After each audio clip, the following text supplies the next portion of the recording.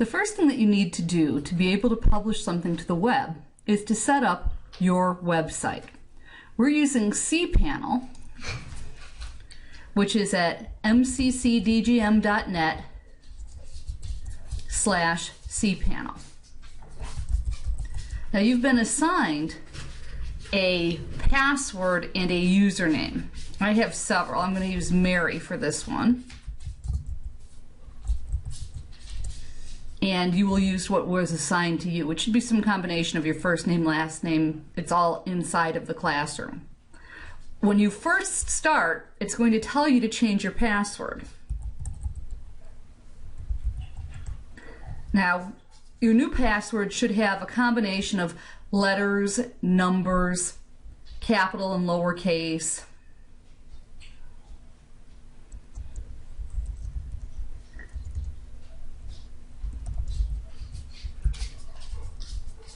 Something easy for you to remember but hard for other people to guess. And you'll have to type it in twice. And then hit change your password now. Now every semester I will either, usually in the summer, I completely wipe everything clean. So you want to save everything, have a backup, because you won't be able to get into it after the semester's over. It'll be up till at least June, July, but by August it's coming down. Once you're in here, it's going to tell me that my password has been changed in all of these areas. That's fine. I'm going to hit go back, and it's going to have me log in again with the new password. If you run into problems, I can always reset your password for you again. It has getting started help. It's not a bad idea to view their video tutorials. I've already seen them, and I'm not going to play them in this video, but you probably should watch them. We're going to ignore most of this for our class, the top applications. We'll do something with with WordPress once, so I will show you how to use that. We're not going to really be using any of the automated things. We're not going to be setting up web mail in this class. Pretty much, you're going to work with two things here. You're going to work with your file manager and possibly your FTP accounts. So when I go into my file manager, and I'm typically going to go into the web group, public_HTML. You're going to see that I have multiple folders in here. I have index.html, and that's really important because index is named, when it's named index.html, that's what opens up by default. So my web address for that file would be mary.mccdgm.net, and that I don't have to type anything in. Index is the default page. This is what shows up. And if I were to put /index.html here, you'd see it's the exact same page. So you use index, and it has to be lowercase. I don't want you using spaces or uppercase letters in any of your file names. That's critically important. In fact, sometimes things won't even upload if you're using spaces. So in my file manager, that index page links to an index page in each of these folders. Now this is for our Web 175 class. You may already have existing folders if you've taken any of the other classes. If you've taken CIS 142 or Web 105, you might already have these in here. If you haven't already done so, you want to create a new folder. And the new folder should be named Web 175.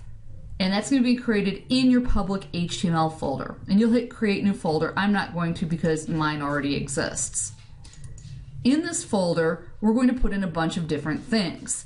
We're going to have different folders for each lab and for each project. I'm actually probably just going to do one folder for all of the labs. So I'm going to do a new folder, and I'm going to call the folder Labs.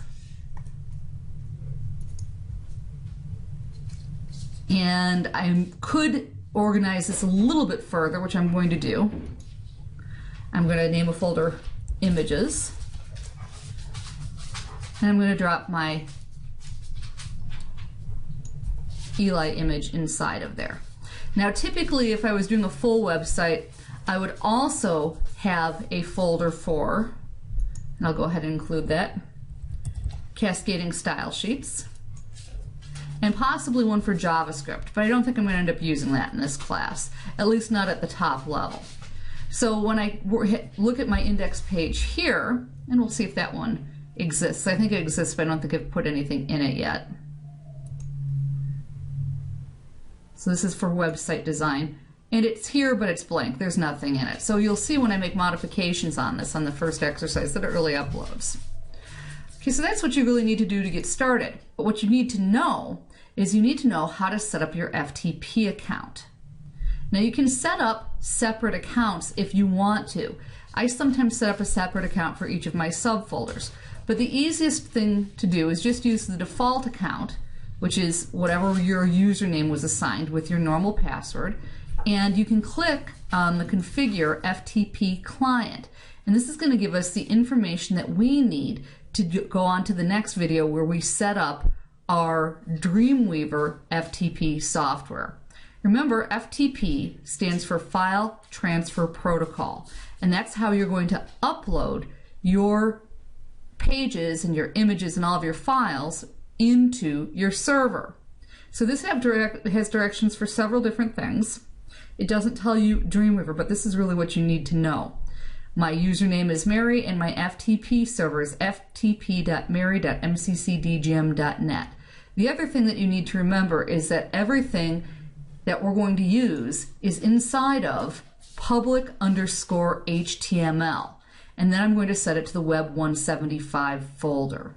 So I'm going to go ahead and stop this video here, and we'll pick it back up for the next video with setting up a site in Dreamweaver.